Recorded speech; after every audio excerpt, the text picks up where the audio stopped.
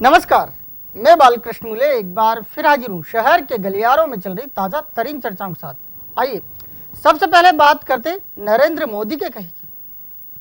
क्या प्रदेश के मुखिया शिवराज सिंह भी दिखाएंगे हिम्मत? ये बात गुजरात के मुख्यमंत्री नरेंद्र मोदी के उस बयान के बाद कही जा रही है जिसमें मोदी ने एक फरमान जारी कर आसाराम के जूनागढ़ स्थित आश्रम को कब्जा बताते हुए ढहाने का आदेश दे डाला है। अब मोदी के कहे का असर इंदौर जिले के ग्राम लिंबोदी में भी दिखाई देने लगा है। गांव के गलियारों से खबरें आ रही है, क्या मोदी से हिम्मत हमारे शिव भी दिखाएंगे? आसाराम अब पूरे झांसाराम बन चुके हैं। अब उनके झांसे में यूं तो कोई आएगा नहीं, लेकिन उन्होंने अपनी ओर से प्रयास करना अभी भी नहीं छोड़ा है। आसाराम से जुड़े लोगों ने सबसे पहले पीड़ित परिवार को रुपयों का लालच दिया तो आम लोगों को लगा शायद परिवार यूं ही बयानबाजी कर रहा है, लेकिन जैसे ही आसाराम की ओर से उनके अपनों ने जोधपुर के तेज तर्राट अफसरों को ही लालच देने की कोशिश की तो आम लोग समझ गए खतागार हर दिन खता करने से बाज नहीं आ रहा है। अब आसाराम काल कोठरी में जा बैठा है।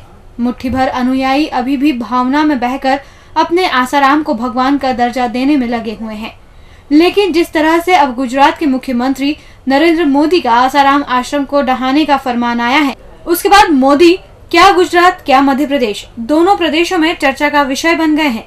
खास बात तो यह है कि मोदी के कहे की सबसे ज्यादा चर्चा गांव के गलियारों यानी ग्राम लिंबोदी में की जा रही है। यहाँ आसाराम का आश्रम है और यहाँ भी उसका बड़ा भारी कब्जा है। यहाँ के पीड़ितों के पास अपने अपने फेवर में फैसले भी हैं, लेकिन जमीनों का कब्जा आसाराम के ही पास है। ऐसे में गाँव के गलियारे सीधे शिव से पूछ रहे हैं, क्या मोदी जैसी हिम्मत वो भी दिखाएंगे? यानी क्या आश्रम का अवैध हिस्सा वो भी ढहाने या हटाने के कोई निर्देश देंगे? वैसे शहर के गलियारों से आ रही खबरें कह रही है अब सरकार को यानी शिवराज सिंह को भी अपने कदम आगे बढ़ा लेना चाहिए, क्योंकि अब आसाराम के दिन पूरी तरह से फिर चुके हैं और कार्रवाई से वोट बढ़ेंगे ना कि कम होने वाले हैं। आसाराम यौन शोषण के मामले में फंसे और अपना बुरा वक्त जोधपुर की काल कोठरी में बिता रहे हैं, लेकिन उनके अनुयायी ये कि मीडिया पर अपनी भड़ास निकालने निकल पड़े हैं। ज्ञापनबाजी की आड़ में अनुयायी दबंगई पर उतारू है और मीडिया के ही खिलाफ नारेबाजी भी कर रहे हैं। अब ऐसे में समझदारों का कहना है ये क्या हो रहा है, ना तो देश में कोई किसी भी बड़े इंसान को यूं ही फंसा सकता है, ना ही जेल भिजवा सकता है। फिर ऐसे में मीडिया को गालियां बकना बेईमानी है। आसाराम के भक्त इन दिनों अपनी अंधश्रद्धा अर्थात आसाराम की भक्ति का शिकार हो रहे हैं। इस बात को ना तो झुटलाया जा सकता है ना ही इनकार किया जा सकता है। आसाराम जब तक संत के रुतबे में थे तो मीडिया भी उन्हें संत सा सम्मान देता रहा, लेकिन जैसे ही आसाराम की विकृत मानसिकता उजागर हुई और जैसे जैसे उन पर आरोप लगने लगे व कार्रवाई होने लगी, वैसे वैसे मीडिया ने भी अपना रुख बदल लिया है। अब आसाराम जेल में है, उनके खिलाफ लगा आरोप भी किसी की बेटी ने लगाया है। ऐसे में मीडिया केवल खबरें पर दिखा रहा है। कार्रवाई करने वाले अफसर तथ्यों और प्रमाणों के आधार पर कार्रवाई कर रहे हैं और वही सारी खबरें मीडिया की सुर्खियां बन रही हैं। लेकिन आसाराम के अनुयायी हैं कि मीडिया को लेकर लगातार गुस्सा जता रहे हैं। मीडिया को बिकाऊ कहा जा रहा है, पोस्टर हाथों में लेकर नारेबाजी की जा रही है। लेकिन ये अंधे भक्त ये नहीं समझ पा रहे हैं कि जिनसे वे लड़ रहे हैं, जिन्हें भला बुरा कह रहे हैं, उनका पूरे एपिसोड में कोई रोल है भी या नहीं। क्या मीडिया से लड़ने और मीडिया को भला बुरा कहने से किसी का भला हुआ है? अब मीडिया के खिलाफ इंदौरी गलियारों में की गई नारेबाजी और तख्तीबाजी चर्चा का विषय बनी हुई है। अब ऐसे में बस आसाराम के किए के बाद शहर के गलियारों से आ रही चर्चाएं यही कह रही हैं कि मीडिया के सामने डिस्को करना यानी चलती ट्रेन के सामने बेवजह का डांस करना है। मतलब समझ रहे हैं ना आप? चुनाव अभियान समिति के सर्वे सर्वा बनने के बाद केंद्रीय मंत्री ज्योतिरादित्य सिंधिया की कमान से निकला पहला तीर सीधे सूबे के मुखिया यानी शिवराज पर निशाना साध गया। सिंधिया ने आगाज कर दिया है और अब शिव की बारी है। वो सिंधिया की कमान से निकले तीर का जवाब कब, कहां और कैसे देते हैं। मिशन 2013 की शुरुआत बेहद रोचक अंदाज में हो चुकी है। चुनाव एक तरफा नहीं है, ना ही कोई ऐसा कहने की स्थिति में है कि सत्ताधारी भाजपा यानी प्रदेश के मुखिया शिवराज सिंह का पलड़ा बहुत भारी है। सत्ताधारी दल की हलचल बता रही है कि वो अब अपने दुश्मन दल यानी कांग्रेस को कमजोर नहीं आंक रहा है। बीजेपी जहां शिवराज के नेतृत्व में मध्य प्रदेश को तीसरी बार फतेह करने का मन बना चुकी है, वहीं शिव को रोकने के लिए कांग्रेस ने भी अपने योद्धाओं की फौज मैदान में उतार दी है। कांग्रेस पार्टी के सेनापति की भूमिका में केंद्रीय मंत्री ज्योतिरादित्य सिंधिया है और वो अब रण में उतर चुके हैं। सिंधिया ने युद्ध मैदान यानी चुनावी मैदान में अपना काम भी शुरू कर दिया है। कमान संभालने के 3 दिनों बाद उन्होंने जैसे ही हुंकार भरी वैसे ही वे चर्चाओं में आ गए। सिंधिया ने अपना चुनावी आगाज करते हुए कमान में तीर साध लिया और अपनों का स्मरण कर सीधे सूबे के मुखिया यानी शिव पर दाग दिया। सिंधिया की तरकश से निकले तीर में कहा गया है कि कांग्रेस तो पूरी तरह एकजुट है, शिवराज बस अपनी पार्टी की चिंता करे। वैसे सिंधिया ने शिवराज पर और भी ढेर सारे प्रहार किए, लेकिन अब सिंधिया की कमान से चले इस चुनावी तीर रूपी बयान यानी पहले वार के पलटवार का इंतजार किया जा रहा है। वैसे पार्टी कार्यालय के गलियारों से आ रही सुरसुरी बता रही है कि रण में वही होगा जो होता आया है।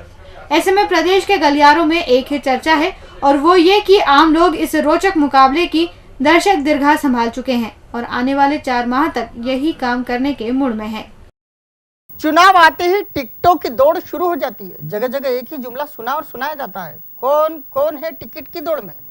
अब वही समय फिर आ चुका है। क्या कांग्रेस और क्या भाजपा, दोनों ही दलों के संगठन टिकट बंटवारे की माथापच्ची में जुट चुके हैं। इधर टिकटों की दौड़ में दौड़ रहे नेताओं ने यहाँ वहाँ सजदा करना भी शुरू कर दिया है।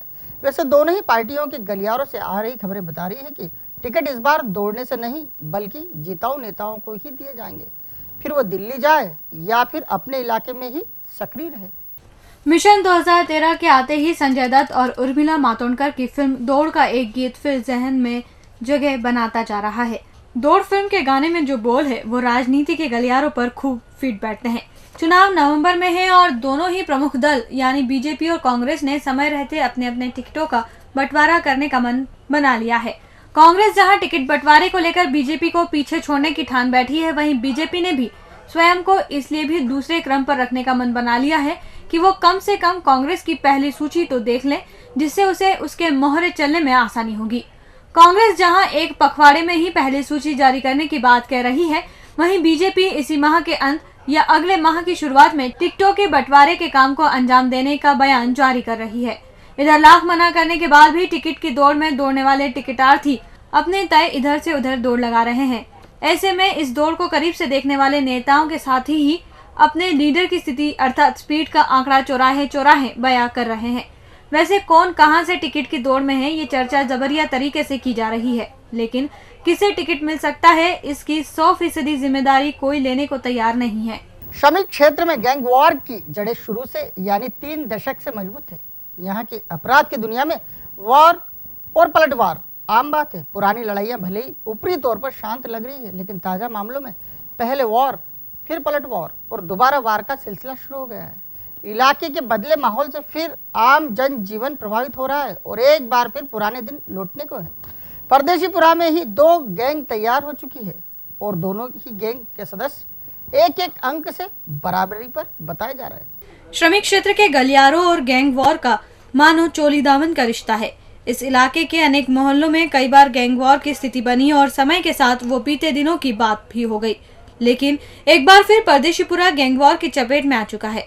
इससे पहले कुलकर्णी का भट्टा, भागीरथपुरा, नंदनगर के साथ साथ जनता कॉलोनी भी गैंगवार का दंश झेल चुकी है और अब हाल ही में परदेशीपुरा के आपराधिक गुट आमने सामने आ चुके हैं। सबसे पहले एक गुट ने दूसरे गुट के घर जाकर गोलियां चलाई, बदले में दूसरे गुट ने गुंडों के घर में तोड़फोड़ कर डाली। अब इसी से गुस्साए पहले गुट ने दूसरे गुट के 3-3 वाहनों को आग के हवाले कर दिया। वैसे पहला गुट 2 बार वार कर चुका है, जबकि दूसरा गुट तोड़फोड़ कर एक अंक पर सिमटा हुआ है। इधर वार पलटवार और फिर वार के चलते इलाके का पूरा माहौल दहशत भरा हो गया है। अब तो आम लोगों ने उस गलियारे में जाना भी कम कर दिया है जिस घर पर पहले गुंडों ने गोली चलाई और फिर आग उगली है। इलाके के गलियारे बार बार एक ही बात कह रहे हैं कि अब झगड़ा बढ़ चुका है और यह कहां जाकर थमेगा यह बताने वाला अभी कोई नहीं मिल रहा है। और अंत में बात करते खाकी के अभियान की। गणेश उत्सव के आते ही एक बार फिर खाकी ने अपना पारंपरिक गुंडा पकड़ो अभियान शुरू कर दिया है। शहर के गलियारों में इसका असर भी देखा जा रहा है। खतागार खाकी के सक्रिय होते ही दुम दबाकर फिर बिलों में जा छुपे हैं। वैसे अभियान का श्री गणेश जिस थाना क्षेत्र से किया गया है वो इलाका अब शहर के साथ साथ खाकी के गलियारों में भी चर्चा का विषय बन गया है। जब जब खाकी सक्रिय होती है तो खतागार निष्क्रिय हो जाते हैं।